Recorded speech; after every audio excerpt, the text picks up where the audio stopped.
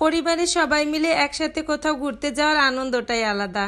এই যে আমার সাথে আছে আমার বড় যা, আমরা দুই যা একসাথে কোথাও গেলে অনেক আনন্দ করি।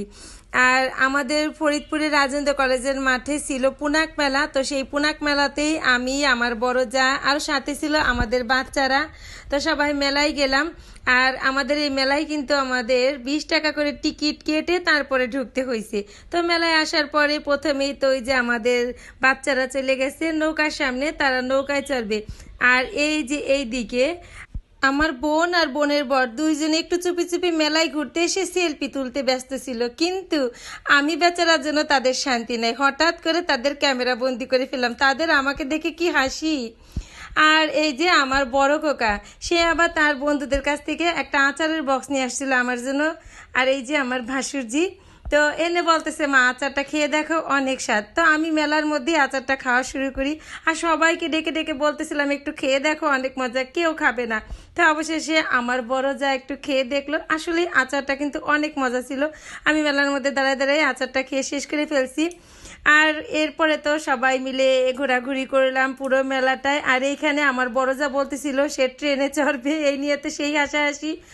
আর এই তো আমি মেলায় গেলে আমার তো নজর এই দোকানেই চলে যায়। ভীষণ পছন্দ হয়েছিল এই ড্রেসটা, কিন্তু টাকা নাই, কিনতে পারলাম না। আর আমাদের মেলায় এরপরে দেখা হয়ে গেল ওই যে আমার হিরোর সাথে, আমার ভাসুরজি আর তার শাশুড়ি আর এই যে নাতি, তো এরাও চলে আসছে মেলায়। দেখা হয়ে গেল ওদের সাথেও যেন একটা মিলন মেলা। প্রথমে দেখা হইলো আমার মেজো বোন আর মেজো বোনের বরের সাথে, তারপরে দেখা হয়ে গেল ভাসুরজির সাথে। তো সবাই মিলে আমরা পুরো মেলা ঘুরে দেখলাম। আর এই যে এদিকে দাদু ভাই একদমই আমার কোলে আসতে চায় না, মনে হয় আমাকে তার একটুও পছন্দ হয় না। আর ওই তো আগেই তো বলছিলাম আমরা দুই যা কোথাও গেলে একসাথে অনেক আনন্দ করি, ওই যে দেখেন তার নমুনা।